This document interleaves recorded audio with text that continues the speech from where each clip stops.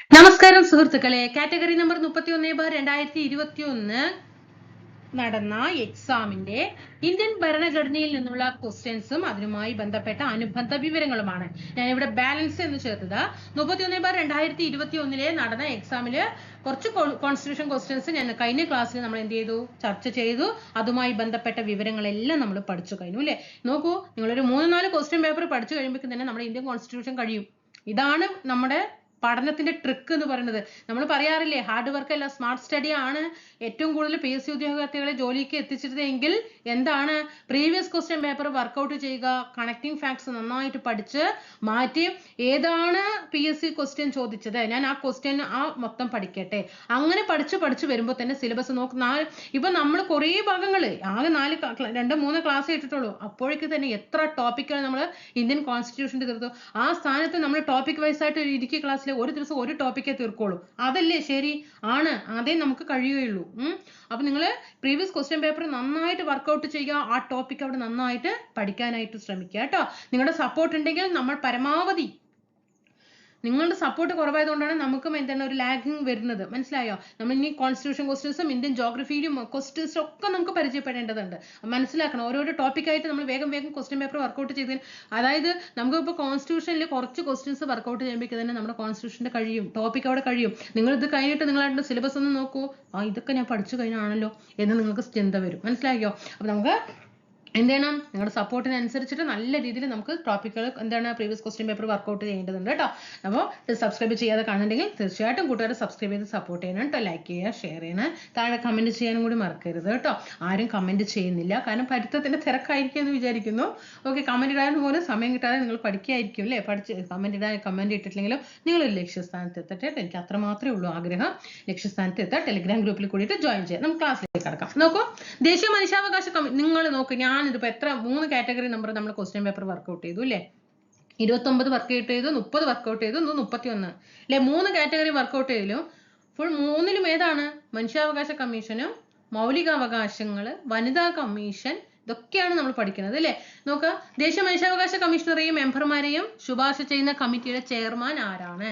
ദേശീയ മനുഷ്യാവകാശ കമ്മീഷണറെയും മെമ്പറെയും ശുപാർശ ചെയ്യുന്ന കമ്മിറ്റിയുടെ ചെയർമാൻ ആരാണ്? കമ്മിറ്റിയുടെ ചെയർമാൻ വന്നിട്ട് പറഞ്ഞേ, ആരാണ്? ദേശീയ മനുഷ്യാവകാശ കമ്മീഷൻ. നിങ്ങൾ ചെയ്യണം കേട്ടോ, നിങ്ങൾ ചെയ്യണം. നിങ്ങൾക്ക് ചെയ്യാൻ വേണ്ടിയിട്ടാണ് സമയം തരുന്നത്. ആരൊക്കെയാ വരും? മനുഷ്യാവകാശ കമ്മീഷനിൽ ശുപാർശ ചെയ്യുന്ന കമ്മിറ്റിയുടെ ചെയർമാൻ. പുതിയതായിട്ട് പഠിക്കുന്നവർക്കാണെങ്കിൽ ബുദ്ധിമുട്ട് വരും അല്ലേ. അപ്പോ ഏതാണ്? പ്രധാനമന്ത്രിയാണ് അല്ലേ. ദേശീയ മനുഷ്യാവകാശ കമ്മീഷണറെയും മെമ്പർമാരെയും ശുപാർശ ചെയ്യുന്ന കമ്മിറ്റിയുടെ ചെയർമാൻ പ്രധാനമന്ത്രിയാണ്. ഓക്കെ, അപ്പോ ഇതിന് ആരൊക്കെ വരും? ഈ ശുപാർശ ചെയ്യുന്ന കമ്മിറ്റിയിൽ പ്രധാനമന്ത്രി മാത്രമാണോ വരുന്നത്? അല്ല അല്ലെ, പ്രധാനമന്ത്രി മാത്രമല്ല വരുന്നത്. പിന്നെ ആരൊക്കെ വരും? ഒന്ന് നമുക്ക് ഓരോന്നായിട്ട് പഠിക്കാം കേട്ടോ. പ്രധാനമന്ത്രിയാണ് ചെയർപേഴ്സൺ ആയിട്ട് വരും കേട്ടോ. പ്രധാനമന്ത്രി ചെയർപേഴ്സൺ ആയിട്ട് വരും. പിന്നെ ഓർഡർ ആയിട്ട് വാ, പറഞ്ഞു വാ, ഞാൻ പറയുമ്പോഴേക്കും നിങ്ങൾക്ക് പഠിച്ചവരെ റിവിഷൻ ആയിട്ട് വാ. ആരാണ്? ആഭ്യന്തരമന്ത്രി. 1 പ്രധാനമന്ത്രി, 2 ആഭ്യന്തരമന്ത്രി. 2 ആരാണ്? ആഭ്യന്തരമന്ത്രി. 3 ലോകസഭാ സ്പീക്കർ. ലോകസഭാ സ്പീക്കർ. 4 പറയാം, ലോകസഭാ പ്രതിപക്ഷ നേതാവ്. 5 പറയാൻ കഴിയണം, അപ്പോഴാണ് നിങ്ങളുടെ പഠനം പെർഫെക്റ്റ് എന്ന് പറയാൻ പറ്റുള്ളൂ. രാജ്യസഭാ പ്രതിപക്ഷ നേതാവ്. 6 രാജ്യസഭ. പിന്നെ deputy chairman. Rajya Sabha deputy chairman. അപ്പൊ ഈ 6 പേര് അടങ്ങുന്നതാണ് ദേശീയ മനുഷ്യാവകാശ കമ്മീഷൻ തെരഞ്ഞെടുക്കുന്ന കമ്മിറ്റിയിലെ അംഗങ്ങൾ എന്ന് പറയുന്നത്. പ്രധാനമന്ത്രി ചെയർപേഴ്സൺ ആയിട്ടും അതാണ് ഇവിടെ ചെയർമാൻ വന്നത് കേട്ടോ. ആഭ്യന്തരമന്ത്രി, ലോകസഭാ സ്പീക്കർ, ലോകസഭാ പ്രതിപക്ഷ നേതാവ്, ലോകസഭയിലെ സ്പീക്കറും വരും, ലോകസഭയിലെ പ്രതിപക്ഷ നേതാവും വരും, രാജ്യസഭയിലെ പ്രതിപക്ഷ നേതാവും, രാജ്യസഭയിലെ ഡെപ്യൂട്ടി ചെയർമാനും എന്താണ്? ഈ 6 പേരടങ്ങുന്നതാണ് ദേശീയ മനുഷ്യാവകാശ കമ്മീഷണറെയും മെമ്പറെയും ശുപാർശ ചെയ്യുന്ന കമ്മിറ്റിയുടെ ചെയർമാൻ എന്ന് പറയുന്നത് അല്ലെ. നമ്മളിപ്പോ മനുഷ്യാവകാശ കമ്മീഷനെ കുറിച്ച് പെട്ടെന്ന് നമുക്കൊന്ന് റിവിഷൻ ചെയ്താലോ. നമ്മൾ കഴിഞ്ഞ ക്ലാസ്സിലൊക്കെ മനുഷ്യാവകാശ കമ്മീഷനെ കുറിച്ച് പഠിച്ചാണ്. എങ്കിലും ഒന്നുകൂടി നമുക്ക് റിവിഷൻ ആയാലോ? പെട്ടെന്ന് തീർക്കാം കേട്ടോ. ഇന്ത്യയുടെ മനുഷ്യാവകാശങ്ങളുടെ കാവൽക്കാരനാണ് അല്ലേ ഏത്? ദേശീയ മനുഷ്യാവകാശ കമ്മീഷൻ എന്ന് പറയുന്നത് ഇന്ത്യയിലെ മനുഷ്യാവകാശങ്ങളുടെ കാവൽക്കാരനാണ് എന്നറിയപ്പെടുന്നത് ഏതാണ്? ദേശീയ മനുഷ്യാവകാശ കമ്മീഷൻ ആണ് അല്ലേ? ദേശീയ മനുഷ്യാവകാശ കമ്മീഷൻ എന്താണ്? ഒരു സ്റ്റാറ്റ്യൂട്ടറി ബോഡിയാണ് അല്ലേ? ഒരു സ്റ്റാറ്റ്യൂട്ടറി ബോഡി ആണ്. ഓക്കെ, ഒരു സ്റ്റാറ്റ്യൂട്ടറി ബോഡിയാണ്. പിന്നെ നമ്മൾ എന്താ പഠിക്കാണ്?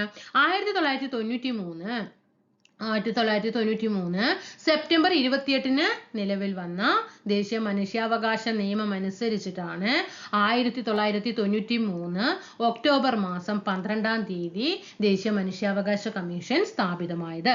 1993 സെപ്റ്റംബർ 28 നിലവിൽ വന്ന ദേശീയ മനുഷ്യാവകാശ നിയമം അനുസരിച്ചിട്ടാണ് 1993 ഒക്ടോബർ 12 ദേശീയ മനുഷ്യാവകാശ കമ്മീഷൻ നിലവിൽ വന്നത്.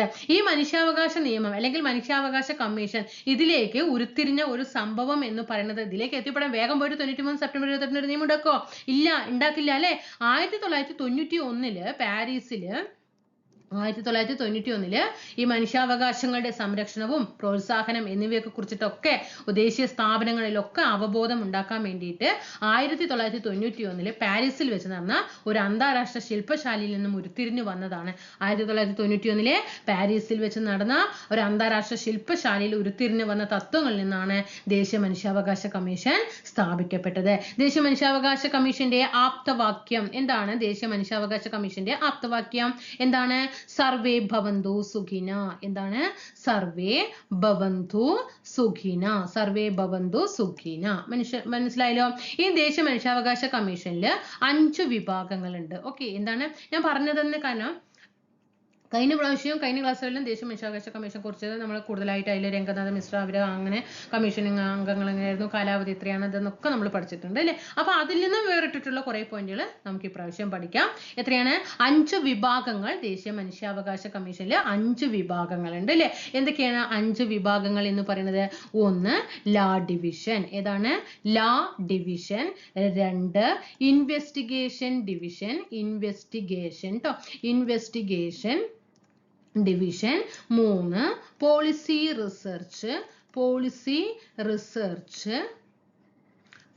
റിസർച്ച്. പിന്നെ 4 ട്രെയിനിങ് ഡിവിഷൻ.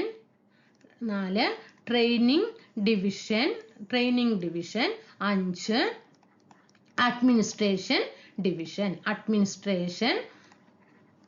Administration division. അപ്പൊ ഏതൊക്കെയാണ് പറഞ്ഞത്? 5 വിഭാഗങ്ങൾ ദേശീയ മനുഷ്യാവകാശ കമ്മീഷനിൽ. 1 law division, 2 investigation division, 3 policy research and programmes division എന്നും പറയും കേട്ടോ. 4 ട്രെയിനിങ് ഡിവിഷൻ, 5 അഡ്മിനിസ്ട്രേഷൻ ഡിവിഷൻ. ദേശീയ മനുഷ്യാവകാശ കമ്മീഷന്റെ ആസ്ഥാനം എവിടെയാണ്? മാനവ് അധികാർ ഭവൻ അല്ലേ?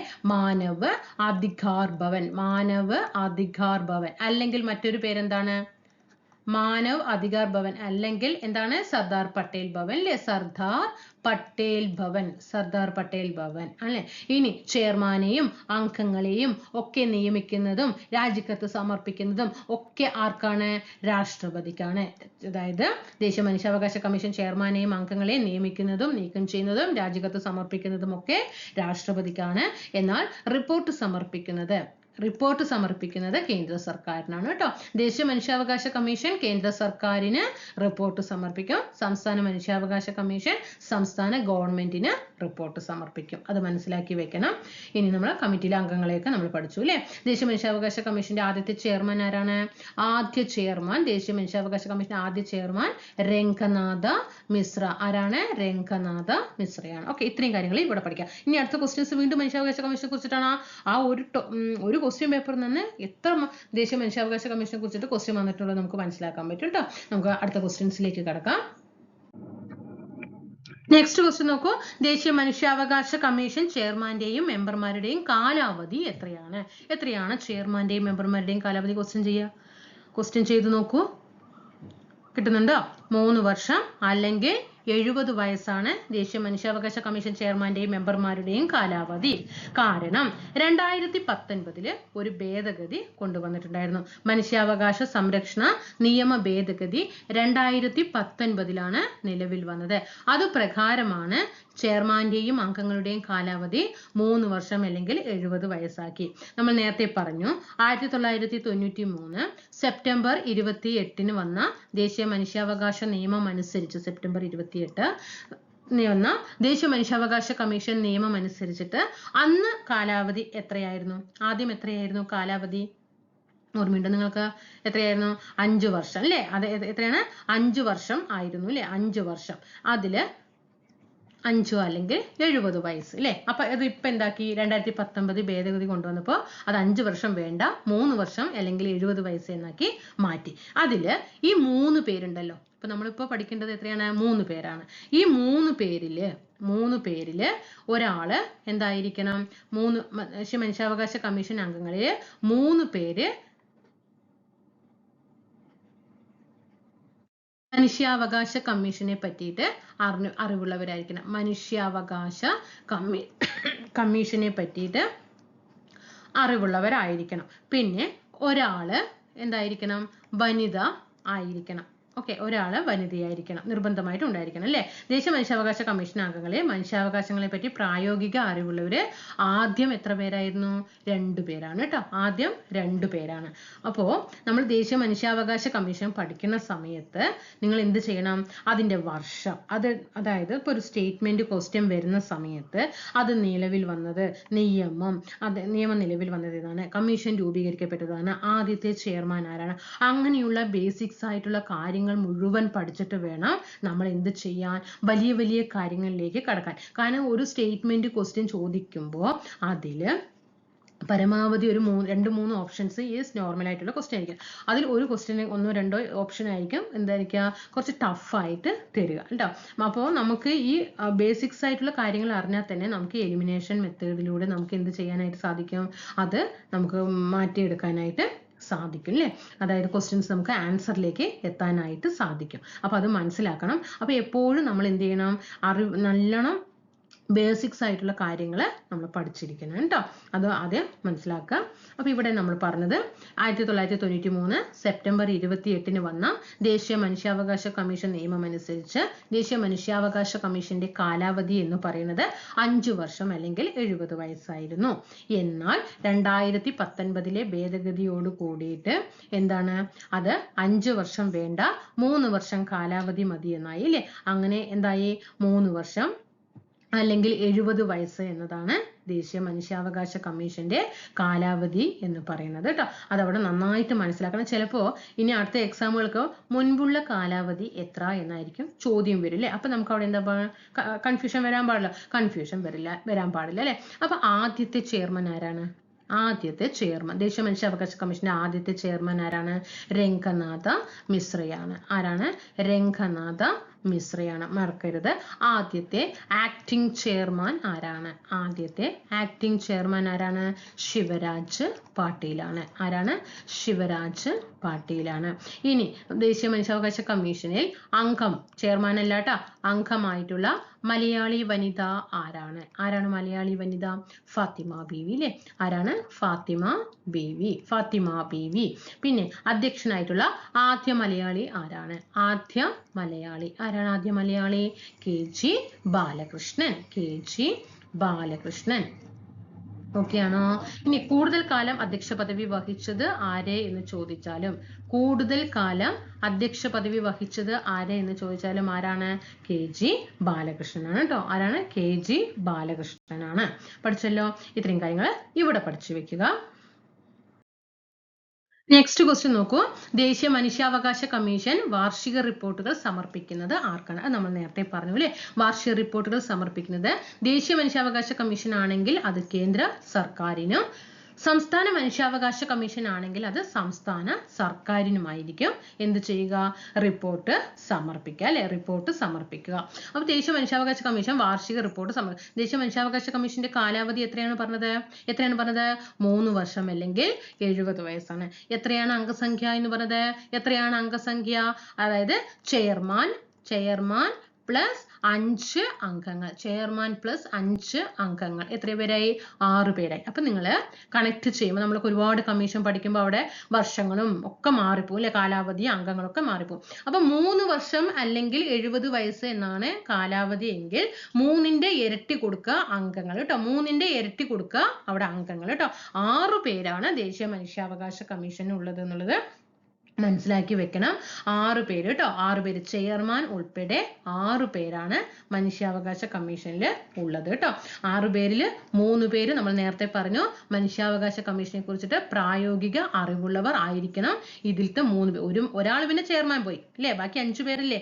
5 പേരിൽ 3 ആള് ദേശീയ മനുഷ്യാവകാശ കമ്മീഷനെ കുറിച്ചിട്ട് എന്താണ് നല്ല പ്രായോഗിക അറിവ് ഉള്ള വ്യക്തികളായിരിക്കണം. അതിൽ ഒരാള് ആരുമായിരിക്കണം? വനിതയും ആയിരിക്കണം. അതവിടെ നോക്കുക. ഇനി നമ്മുടെ ദേശീയ മനുഷ്യാവകാശ കമ്മീഷനിലെ എക്സ് ഒഫീഷ്യോ അംഗങ്ങൾ ആരൊക്കെയാണ്? എക്സ് ഒഫീഷ്യോ അംഗങ്ങൾ ആരൊക്കെയാണ്? എക്സ് ഒഫീഷ്യോ അംഗങ്ങൾ ദേശീയ പട്ടികജാതി കമ്മീഷന്റെ ചെയർപേഴ്സൺ അല്ലേ. പട്ടികജാതി കമ്മീഷൻ ഷോർട്ട് ആക്കിയിട്ട് എഴുതിയതാണ് കേട്ടോ. ദേശീയ പട്ടികജാതി കമ്മീഷന്റെ ചെയർമാൻ. പിന്നെ ദേശീയ പട്ടികവർഗ കമ്മീഷൻ ചെയർപേഴ്സൺ. പിന്നെ ദേശീയ ന്യൂനപക്ഷം അല്ലെ, ദേശീയ ന്യൂനപക്ഷ കമ്മീഷന്റെ ചെയർപേഴ്സൺ. ദേശീയ പിന്നാക്ക വിഭാഗ കമ്മീഷന്റെ ചെയർപേഴ്സൺ. ദേശീയ വനിതാ കമ്മീഷന്റെ ചെയർപേഴ്സൺ. പിന്നെ NCPCR അല്ലെ, national commission for protections of child rights, ബാലാവകാശ കമ്മീഷൻ അല്ലെ, ബാലാവകാശ സംരക്ഷണ കമ്മീഷന്റെ ചെയർപേഴ്സൺ. പിന്നെ chief commission for personal with disabilities അല്ലെ, ഭിന്നശേഷി കമ്മീഷൻ അല്ലെ, ഭിന്നശേഷി കമ്മീഷന്റെ chairman, chief commissioner for persons with disabilities. അപ്പൊ ഇത്രയും പേരാണ് എന്തുള്ളത്? നമ്മുടെ ദേശീയ മനുഷ്യാവകാശ കമ്മീഷനിലെ എക്സ് ഒഫീഷ്യോ അംഗങ്ങൾ എന്ന് പറയുന്നത്. എക്സ് ഒഫീഷ്യോ അംഗങ്ങൾ മറക്കരുത് കേട്ടോ. ഈ ദേശീയ മനുഷ്യാവകാശ കമ്മീഷനെ കുറിച്ച് പറയുന്ന അധ്യായം എത്രയാണ്? അധ്യായം 2 കേട്ടോ. ദേശീയ മനുഷ്യാവകാശ കമ്മീഷനെ കുറിച്ച് പറയുന്ന അധ്യായം 2 പറയുന്നത്. അതിൽ ഉൾപ്പെടുന്ന വകുപ്പ് 3 മുതൽ 11 വരെയാണ് കേട്ടോ. 3 മുതൽ 11 വരെ വകുപ്പിലും അധ്യായം 2ലുമാണ് ദേശീയ മനുഷ്യാവകാശ കമ്മീഷനെ കുറിച്ച് പറയുന്നത്. നമ്മൾ നേരത്തെ പറഞ്ഞില്ലേ ചെയർമാൻ 5 അംഗങ്ങളാണ്, ചെയർമാൻ പ്ലസ് 5 അംഗങ്ങൾ എന്ന് പറഞ്ഞു അല്ലെ. അതില് ചെയർമാന്റെ യോഗ്യത എന്തായിരിക്കണം? എന്താണ് ചെയർമാന്റെ യോഗ്യത എന്ന് പറയുന്നത്? സുപ്രീം കോടതി ചീഫ് ജസ്റ്റിസ് അല്ലെങ്കിൽ സുപ്രീം കോടതി ജഡ്ജി പദവി വഹിച്ച വ്യക്തിയായിരിക്കണം അല്ലെ. സുപ്രീം കോടതി ചീഫ് ജസ്റ്റിസ് അല്ലെങ്കിൽ ജഡ്ജി പദവി വഹിച്ച ഒരാളായിരിക്കണം കമ്മീഷന്റെ ചെയർപേഴ്സൺ എന്ന് പറയുന്നത്. ഇനി മറ്റംഗമോ നമുക്ക് ഓരോരുത്തരെയായിട്ട് നോക്കിയാലോ. ഒരാൾ നമ്മൾ പഠിച്ചു ചെയർപേഴ്സൺ അല്ലെ, ചെയർമാൻ, ദേശീയ മനുഷ്യാവകാശ കമ്മീഷന്റെ ചെയർമാൻ എന്താണ്? സുപ്രീം കോടതിയിലെ ചീഫ് ജസ്റ്റിസ് അല്ലെങ്കിൽ ആർക്കുമാകാം? സുപ്രീം കോടതിയിലെ ജഡ്ജിക്കും ആകാം. ഇനി രണ്ടാമത്തെ ആള്, മൊത്തം 6 പേര് അല്ലേ, അതിൽ ഒരാൾ ചെയർമാനെ കുറിച്ച് പഠിച്ചു. വേറെ അടുത്ത ആൾ ആരായിരിക്കണം? സുപ്രീം കോടതി. അതിൽ സുപ്രീം കോർട്ട് എന്നുള്ളതിനാണ് SC എന്ന് ഷോർട്ട് ആക്കിയിട്ട് എഴുതിയിരിക്കുകയാണ് കേട്ടോ.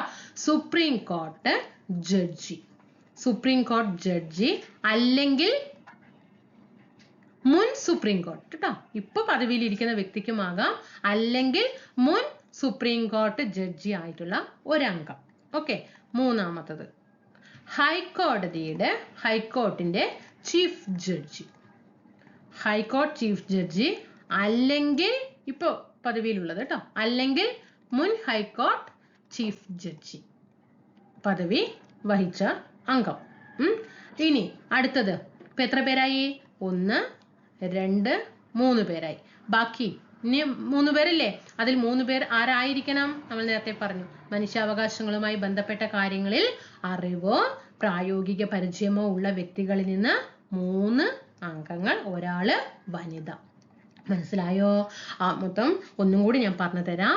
ദേശീയ മനുഷ്യാവകാശ കമ്മീഷന്റെ കാലാവധി എന്ന് പറയുന്നത് 3 വർഷം അല്ലെങ്കിൽ 70 വയസ്സാണ്.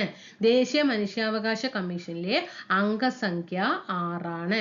ഒരു ചെയർമാനും 5 അംഗങ്ങളുമാണ്. അതിൽ ഒരു ചെയർമാന്റെ യോഗ്യത എന്ന് പറയുന്നത് സുപ്രീം കോടതി ചീഫ് ജസ്റ്റിസ് അല്ലെങ്കിൽ ജഡ്ജി പദവി വഹിച്ച ആളായിരിക്കണം. ഇനി ഒരാൾ കഴിഞ്ഞു, ചെയർമാൻ കഴിഞ്ഞു അല്ലെ. ബാക്കി 5 പേരുണ്ട്. 5 പേരില് 3 ആൾക്കാര് മനുഷ്യാവകാശ കമ്മീഷനെ കുറിച്ച് നല്ല പ്രായോഗിക അറിവുള്ള ആളായിരിക്കണം. അതിൽ ഒരാള് വനിതയും ആയിരിക്കണം. അപ്പൊ എത്ര ആളായി? 4 ആളും പോയി. ബാക്കി 2 ആൾക്കാരുണ്ട് അല്ലെ. ആ 2 ആൾക്കാരില് ഒരാള് സുപ്രീം കോർട്ട് ജഡ്ജി അല്ലെ. സുപ്രീം കോർട്ട് ആരാണ്? സുപ്രീം കോടതിയിലെ ജഡ്ജി അല്ലെങ്കിൽ മുൻ സുപ്രീം കോടതി ജഡ്ജി ആയിരിക്കണം. സുപ്രീം കോടതിയിലെ ജഡ്ജി അല്ലെങ്കിൽ മുൻ സുപ്രീം കോടതി ജഡ്ജി ആയിരിക്കണം. കഴിഞ്ഞു. ഇനി അടുത്ത ഒരാൾ അല്ലെ. ഹൈക്കോർട്ട് ചീഫ് ജഡ്ജി അല്ലെങ്കിൽ മുൻ ഹൈക്കോടതി ചീഫ് ജഡ്ജി ആയിട്ടുള്ള, ഒന്നില്ലെങ്കിൽ ഇപ്പൊ പദവിയിലിരിക്കുന്നത് അല്ലെങ്കിൽ മുൻപുള്ളത്, റിട്ടയർഡ് ആയിട്ടുള്ളത് അല്ലെ. മുൻ ഹൈക്കോടതി ചീഫ് ജഡ്ജി അല്ലെങ്കിൽ ഹൈക്കോടതിയിലെ ചീഫ് ജഡ്ജി. മനസ്സിലായോ? അങ്ങനെ ഇത്രയും പേരാണ് 6 അംഗങ്ങൾ പറയുന്നത്. നെക്സ്റ്റ് ക്വസ്റ്റ്യൻ, സർദാർ പട്ടേൽ ഭവൻ ഏത് സ്ഥാപനത്തിന്റെ, എല്ലാം ഒരു ക്വസ്റ്റ്യൻ പേപ്പറിന്റെയാണ് കേട്ടോ. സർദാർ പട്ടേൽ ഭവൻ ഏത് സ്ഥാപനത്തിന്റെ ആസ്ഥാനമായിരുന്നു? നമ്മൾ പറഞ്ഞു ദേശീയ മനുഷ്യാവകാശ കമ്മീഷന്റെ ആസ്ഥാനമാണ് സർദാർ പട്ടേൽ ഭവൻ എന്ന് പറയുന്നത് കേട്ടോ. അതായത് ആദ്യം ഇതിന്റെ ആസ്ഥാനം മാനവ് അധികാർ ഭവൻ എന്നാണ് അറിയപ്പെട്ടിരുന്നത്. പിന്നീട് ഇതിന് മറ്റൊരു പേരും കൂടി കൊടുക്കുകയാണ്, സർദാർ പട്ടേൽ ഭവൻ എന്ന് കൊടുത്തത് കേട്ടോ. ഇനി നമുക്ക് കുറച്ച് കാര്യങ്ങൾ കൂടിയിട്ട് മനുഷ്യാവകാശ കമ്മീഷനെ കുറിച്ച് പഠിക്കാം. 2019 ഭേദഗതിയെ കുറിച്ചിട്ട് നമുക്കൊന്ന് നോക്കാം കേട്ടോ. 2019 മനുഷ്യാവകാശ സംരക്ഷണ നിയമം ഭേദഗതി ചെയ്തു. അപ്പൊ നമ്മൾ ആദ്യം മനസ്സിലാക്കണം, നമ്മൾ പറഞ്ഞു 1993 സെപ്റ്റംബർ മാസം 28 നിലവിൽ വന്ന ദേശീയ മനുഷ്യാവകാശ കമ്മീഷൻ നിയമം അനുസരിച്ച് 93 ഒക്ടോബർ മാസം 12 ദേശീയ മനുഷ്യാവകാശ കമ്മീഷൻ നിലവിൽ വന്നത് എന്ന് പറഞ്ഞില്ലേ. അപ്പൊ ചോദ്യം വരും, ഇതുവരെ ദേശീയ മനുഷ്യാവകാശ കമ്മീഷൻ എത്ര തവണ ഭേദഗതി ചെയ്തിട്ടുണ്ട്? എത്ര തവണ ഭേദഗതി ചെയ്തിട്ടുണ്ട്? 2 തവണയാണ് ഭേദഗതി ചെയ്തിട്ടുള്ളത്. ഒന്ന് 2006 2019 ഭേദഗതി ചെയ്തിട്ടുള്ളത്. അതിൽ നമുക്ക് 2019 ഭേദഗതിയുമായിട്ട് ബന്ധപ്പെട്ട് നമുക്ക് നോക്കാം കേട്ടോ. ഇതില് 2019 ഭേദഗതി, അതിൽ ലോകസഭ പാസാക്കിയത് 2019 ജൂലൈ മാസം 19 2019 ജൂലൈ 19 രാജ്യസഭ പാസാക്കിയത് 2019 ജൂലൈ മാസം 19 കഴിഞ്ഞ് 22 പ്രസിഡന്റ് ഒപ്പുവെക്കുന്നത് എപ്പോഴാണ്? ജൂലൈ മാസം 27 അപ്പൊ മനുഷ്യാവകാശ കമ്മീഷനെ കുറിച്ച് പഠിക്കുമ്പോൾ ഭേദഗതിയുമായി ബന്ധപ്പെട്ട് പഠിക്കുന്ന സമയത്ത് മാസങ്ങളെല്ലാം ഏതാണ്? ജൂലൈ ആണ് വരുന്നത്. 2019 വർഷം നന്നായിട്ട് ഇമ്പോർട്ടന്റ് കൊടുക്കുക.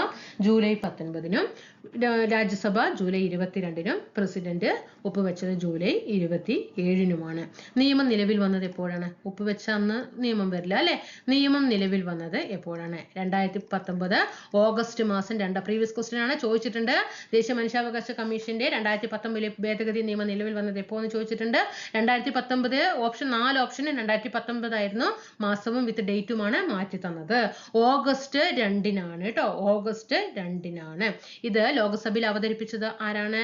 അമിത്ഷായാണ് കേട്ടോ. അമിത്ഷായാണ് ലോകസഭയിൽ അവതരിപ്പിച്ചത്. 2019 ജൂലൈ മാസം 8 അവതരിപ്പിച്ചു കേട്ടോ. അമിത്ഷായാണ് 2019 ജൂലൈ 8 അവതരിപ്പിച്ചത്. അത്രയും കാര്യങ്ങൾ ഇവിടെ മനസ്സിലാക്കി വെക്കാം. നെക്സ്റ്റ് ക്വസ്റ്റ്യൻ, നമ്മൾ മനുഷ്യാവകാശ കമ്മീഷനെ കുറിച്ചിട്ട് ഏകദേശം ഒക്കെ പഠിച്ചു കഴിഞ്ഞു അല്ലേ. നെക്സ്റ്റ്, ദേശീയ വനിതാ കമ്മീഷന്റെ പ്രഥമ അധ്യക്ഷ ആരായിരുന്നു? ആരാണ് ദേശീയ വനിതാ കമ്മീഷന്റെ പ്രഥമ അധ്യക്ഷ? ജയന്തി പട്നായിക് ആണ്. ആരാണ്? ജയന്തി പട്നായിക് ആണ് അല്ലെ. നമ്മൾ വനിതാ കമ്മീഷനെ കുറിച്ചിട്ട് പഠിക്കുന്ന സമയത്ത് നമുക്ക് കമ്മീഷൻ രൂപീകരിച്ചത് എപ്പോഴാണ്?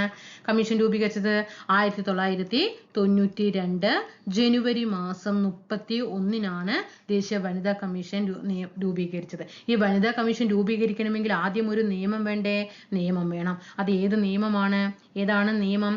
1990 ഓഗസ്റ്റ് 30 അല്ലേ. 1990 ഓഗസ്റ്റ് മാസം 30 ദേശീയ വനിതാ കമ്മീഷൻ നിയമം അനുസരിച്ചിട്ടാണ് 1992 ജനുവരി 31 ദേശീയ വനിതാ കമ്മീഷൻ സ്ഥാപിതമായത്. ഇതൊരു നിയമത്തിലൂടെ രൂപം കൊണ്ടതുകൊണ്ട് തന്നെ ഇതെന്താണ്? ഒരു ഭരണഘടനാ സ്ഥാപനമാണോ? അല്ല, ഇതൊരു സ്റ്റാറ്റ്യൂട്ടറി ബോഡിയാണ്. എന്താണ്? ഒരു സ്റ്റാറ്റ്യൂട്ടറി ബോഡി ആണ്. ഓക്കെ, അതായത് നമ്മൾ പഠിക്കുന്ന സമയത്ത് ഭരണഘടനാ സ്ഥാപനമാണെങ്കിൽ അതിന് ആർട്ടിക്കിൾ ഉണ്ടാകും. ഇതാകുമ്പോൾ ആർട്ടിക്കിൾ ഉണ്ടാകില്ല. ഒരു നിയമത്തിലൂടെ രൂപം കൊണ്ടതുകൊണ്ടാണ് അതിനെ സ്റ്റാറ്റ്യൂട്ടറി ബോഡി എന്ന് പറയുന്നത് കേട്ടോ. അധ്യായം 2-ലാണ് ഏത് ഉൾപ്പെട്ടിരിക്കുന്നത്? ദേശീയ വനിതാ കമ്മീഷൻ ഉൾപ്പെട്ടിരിക്കുന്നത്. അധ്യായം 2-ലാണ്. വകുപ്പ് ഏതില് എന്ന് ചോദിച്ചാൽ വകുപ്പ് 3 മുതൽ 9 വരെ വകുപ്പിലാണ് കേട്ടോ. 3 മുതൽ 9 വരെ വകുപ്പിലാണ്. എവിടെയാണ് ആസ്ഥാനം? നിർഭയ ഭവൻ. നിർഭയ ഭവൻ ന്യൂഡൽഹിയിലാണ് ഇതിന്റെ ആസ്ഥാനം എന്ന് പറയുന്നത്. ഏതു മന്ത്രാലയത്തിന് കീഴിലാണ്? ഏതു മന്ത്രാലയത്തിന് കീഴിലാണ് വനിതാ കമ്മീഷൻ പ്രവർത്തിക്കുന്നത്? വനിതാ ശിശു വികസന മന്ത്രാലയം. വനിതാ ശിശു വികസന മന്ത്രാലയത്തിന് കീഴിലാണ്. Ministry of woman and child development മന്ത്രാലയത്തിന് കീഴിലാണ് ദേശീയ വനിതാ കമ്മീഷൻ പ്രവർത്തിക്കുന്നത്. ദേശീയ വനിതാ കമ്മീഷന്റെ പ്രസിദ്ധീകരണം ഏതാണ്? ദേശീയ വനിതാ കമ്മീഷന്റെ പ്രസിദ്ധീകരണം ഏതാണ്? രാഷ്ട്ര മഹിള. ഏതൊക്കെ ഭാഷകളിലാണ് ഇത് ഇറക്കുന്നത്? ഇംഗ്ലീഷിലും ഹിന്ദിയിലും കേട്ടോ. ഇംഗ്ലീഷിലും ഹിന്ദിയിലുമാണ് ഇത് ഇറക്കുന്നത് കേട്ടോ.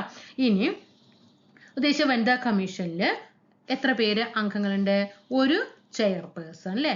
ഒരു ചെയർപേഴ്സൺ, പിന്നെ 5 അംഗങ്ങൾ. ഒരു ചെയർപേഴ്സൺ, 5 അംഗങ്ങൾ, ഒരു മെമ്പർ സെക്രട്ടറി. MS എന്ന് ഷോർട്ടാക്കി കൊടുത്തതാണ്. ഒരു മെമ്പർ സെക്രട്ടറി. ഒരു ചെയർപേഴ്സൺ, 5 അംഗങ്ങൾ, ഒരു മെമ്പർ സെക്രട്ടറി ആണ് കേട്ടോ. ഇനി ഈ ചെയർപേഴ്സണെ നാമനിർദ്ദേശം ചെയ്യുന്നത് ആരാണ്? കേന്ദ്ര സർക്കാരാണ് കേട്ടോ. കേന്ദ്ര സർക്കാരാണ് ചെയർപേഴ്സണെ നാമനിർദ്ദേശം ചെയ്യുന്നത്. അപ്പോ ഈ ചെയർപേഴ്സൺ എന്ന് പറയുന്ന വ്യക്തി എങ്ങനെയുള്ള ആളായിരിക്കണം? അതായത് ചെയർപേഴ്സൺ ആകുന്ന വ്യക്തി വന്നിട്ട് സ്ത്രീകളുടെ കാര്യങ്ങളിൽ നല്ല പ്രതിബദ്ധതയുള്ള ആളായിരിക്കണം. സ്ത്രീകളുടെ കാര്യങ്ങളിൽ എന്തായിരിക്കണം? പ്രതിബദ്ധത ഉള്ള വ്യക്തി ആയിരിക്കണം ചെയർപേഴ്സൺ ആകുന്ന വ്യക്തി എന്ന് പറയുന്നത്. ഓക്കെ. ഇനി ഈ 5 അംഗങ്ങളില് ആരായിരിക്കണം? ഈ 5 അംഗങ്ങൾ എന്ന് പറയുന്നത് ശ്രദ്ധിച്ചു കേട്ടോ. നിയമത്തിലോ നിയമനിർമ്മാണത്തിലോ ട്രേഡ് യൂണിയൻ പ്രസ്ഥാനത്തിലോ സ്ത്രീകൾക്കുള്ള തൊഴിൽ സാധ്യത വർദ്ധിപ്പിക്കുന്നതിൽ പ്രതിബദ്ധതയുള്ള ഒരു വ്യവസായത്തിന്റെയോ അല്ലെങ്കിൽ സംഘടനയുടെയോ അല്ലെങ്കിൽ നടത്തിപ്പിലോ സ്ത്രീകളുടെ സന്നദ്ധ സംഘടനകളിലോ ഭരണം, സാമ്പത്തിക വികസനം, ആരോഗ്യം, വിദ്യാഭ്യാസം, സാമൂഹ്യക്ഷേമം എന്നീ രംഗങ്ങളിലൊക്കെ പരിചയമുള്ള നല്ല സ്വഭാവശുദ്ധിയുള്ള നല്ല വ്യക്തിത്വമുള്ള വ്യക്തികളായിരിക്കണം ഈ 5 പേര് എന്ന് പറയുന്നത്. അതും നാമനിർദ്ദേശം ചെയ്യുന്നത് ആരാണ്? കേന്ദ്ര ഗവൺമെന്റ് ആണ്. ആരാണ് 5 പേരെയും നാമനിർദ്ദേശം ചെയ്യുന്നത്? കേന്ദ്ര ഗവൺമെന്റ് ആണ്. ഇനി ഒരു മെമ്പർ സെക്രട്ടറി എന്ന് പറഞ്ഞു അല്ലെ? ഈ മെമ്പർ സെക്രട്ടറിയെ നാമനിർദ്ദേശം ചെയ്യുന്നതും ആര് തന്നെയാണ്? കേന്ദ്ര ഗവൺമെന്റ് തന്നെയാണ് കേട്ടോ. നോക്കൂ, ഇവിടെ ഒന്ന് പറയാൻ വിട്ടതാണ്. ഈ 5 അംഗങ്ങൾ നമ്മൾ നേരത്തെ പറഞ്ഞു അല്ലെ? ഇന്ന വ്യക്തിത്വം, നല്ല സ്വഭാവശുദ്ധിയുള്ള ഇന്ന കാര്യങ്ങളിലൊക്കെ ഉള്ള വ്യക്തിയായിരിക്കണം പറഞ്ഞു. ഈ 5 അംഗങ്ങളിൽ ഉണ്ടല്ലോ, ഈ 5 അംഗങ്ങളെ നാമനിർദ്ദേശം ചെയ്യുന്നത് കേന്ദ്ര ഗവൺമെന്റ് ആണെന്ന് പറഞ്ഞു അല്ലെ? ഈ 5 അംഗങ്ങളില് ഒരാള് SC വിഭാഗത്തിലുള്ളതും ഒരാള് ST വിഭാഗത്തിൽ നിന്നുള്ള ആയിരിക്കണം. അത് പറയുന്നുണ്ട്. ഇനി മെമ്പർ സെക്രട്ടറി നാമനിർദ്ദേശം ചെയ്യുന്നത് കേന്ദ്ര ഗവൺമെന്റ് ആണ്. ഈ മെമ്പർ സെക്രട്ടറി ആകാൻ വേണ്ട യോഗ്യത എന്താണ്? ഒന്ന് ശ്രദ്ധിച്ചോ. ഭരണത്തിന്റെയോ സംഘടനാ സംവിധാനത്തിന്റെയോ സാമൂഹ്യ ശാസ്ത്ര പ്രസ്ഥാനത്തിന്റെയോ രംഗത്തുള്ള വിദഗ്ധനായിരിക്കണം. അല്ലെങ്കിൽ യൂണിയൻ സിവിൽ സർവീസിലോ ഒരു അഖിലേന്ത്യാ സർവീസിലോ അംഗമായിരിക്കുകയോ ഒരു സിവിൽ തസ്തികയിൽ ഇരിക്കുകയോ ചെയ്യുന്ന ഉദ്യോഗസ്ഥനായിരിക്കണം ദേശീയ വനിതാ കമ്മീഷന്റെ മെമ്പർ സെക്രട്ടറി എന്ന് പറയുന്നത്. എങ്കിൽ ആദ്യത്തെ നമ്മൾ പറഞ്ഞു, ആദ്യത്തെ അധ്യക്ഷ ആരാണ്? ജയന്തി പട്നായിക് ആണ് കേട്ടോ. ഇടയ്ക്ക് അവർ അന്തരിച്ചു. ജയന്തി പട്നായിക് ആണ് കേട്ടോ. പിന്നെ രണ്ടാമത്തത് ആരാണ്? രണ്ടാമത് മോഹിനി ഗിരിയാണ് കേട്ടോ. മോഹിനി ഗിരി നമ്മൾ കഴിഞ്ഞ ക്ലാസ്സിൽ പഠിച്ചതാണ് അല്ലെ? സിനിമാ നടികമാരുടെ പേരൊക്കെ ദേശീയ വനിതാ കമ്മീഷനിൽ ഉണ്ട് എന്നുള്ളത് നമ്മൾ പറഞ്ഞു. വിഭ പാർത്ഥസാരഥി. മൂന്നാമത്തത് ആരാണ്? വിഭ പാർത്ഥസാരഥി. 4 ആരാണ്? പൂർണിമ അദ്വാനി. ഗിരിജ വ്യാസ്. മമത ശർമ്മ. ലളിത കുമാരമംഗലം. പിന്നെ രേഖ ശർമ്മ. നൗ ഇപ്പോ ആരാണ് ദേശീയ വനിതാ കമ്മീഷന്റെ അധ്യക്ഷ? ആരാണ്? വിജയ കിഷോർ റാഹത്കർ. കാരണം ഇവിടെ ഒന്ന് നിങ്ങൾ ശ്രദ്ധിക്കുക. ഇപ്പോൾ ഒക്കെ PSC ചോദിക്കുന്നുണ്ട് എന്താണ് ഇതുവരെ ഇപ്പൊ ദേശീയ വനിതാ കമ്മീഷനിൽ ചെയർപേഴ്സൺ ആകാത്ത വ്യക്തികളിൽ താഴെ തന്നിരിക്കുന്നവരിൽ ആരാണ്. അപ്പൊ നമ്മൾ എന്ത് ചെയ്യണം, ഈ പേരുകളൊന്ന് ഒരു 2-3 പ്രാവശ്യങ്ങൾ കാണാപ്പാഠം പഠിച്ചെങ്കിലും ഒന്ന് ഓട്ടിച്ചു വിട്ടുപോകണം നമുക്ക് എലിമിനേഷൻ ചെയ്യാൻ. ഓക്കെ, നമ്മളിപ്പോൾ കഴിഞ്ഞ എക്സാമുകൾക്കൊക്കെ ചോദിച്ചു, ഭരണഘടനാ നിർമ്മാണ സഭയിൽ അവിടെ ചോദ്യങ്ങൾ വന്നിട്ടുണ്ടായിരുന്നു അല്ലേ, അംഗങ്ങളിൽ താഴെ തന്നിട്ടുള്ളതിൽ ആരൊക്കെയാണ് ഉൾപ്പെടാത്തത്. ഇപ്പോൾ മദ്രാസിൽ നിന്നാണെങ്കിലും തിരുവിതാംകൂറിൽ നിന്നാണെങ്കിലും ഒക്കെ തിരഞ്ഞെടുക്കപ്പെട്ടവർ. അപ്പോൾ ഇതേപോലെ തന്നെ നേരെ ചോദിച്ചിട്ടുണ്ട് മനുഷ്യാവകാശ കമ്മീഷനിൽ ചെയർപേഴ്സൺ ആകാത്ത വ്യക്തികളെ താഴെ തന്നിരിക്കുന്ന ലിസ്റ്റുകളിൽ നിന്ന് തിരഞ്ഞെടുക്കുക, അങ്ങനെ തന്നിട്ടുണ്ട്. അപ്പോൾ വീണ്ടും നമുക്ക് ചോദ്യങ്ങൾ വരും. അപ്പോൾ ഞാൻ ഇപ്പോൾ നമുക്ക് വനിതാ കമ്മീഷൻ ആകുമ്പോൾ സ്ത്രീകളുമായി ബന്ധപ്പെട്ടതാണ് അല്ലേ. അപ്പോൾ അതിൽ കണ്ടോ സിനിമാ നടികളുടെ ഏകദേശ പേരൊക്കെ ഇതിലുണ്ട് കണ്ടോ, അതൊക്കെ ഒന്ന് ഓർത്ത് വെച്ചാൽ മതി. അപ്പോൾ ജയന്തി പട്നായിക്ക് നമുക്കറിയാം, ആദ്യം തന്നെ നമ്മളത് എപ്പോഴും പഠിക്കാറുണ്ട്, ദേശീയ വനിതാ കമ്മീഷന്റെ പ്രഥമ അധ്യക്ഷ ജയന്തി പട്നായിക് ആണെന്ന് പഠിക്കാറുണ്ട്. അത് ഒന്നാമത്തെ. ഇപ്പോഴത്തെ പഠിച്ചു വെക്കുക വിജയ കിഷോർ രാഹത്തക്കർ. ആരാണ്?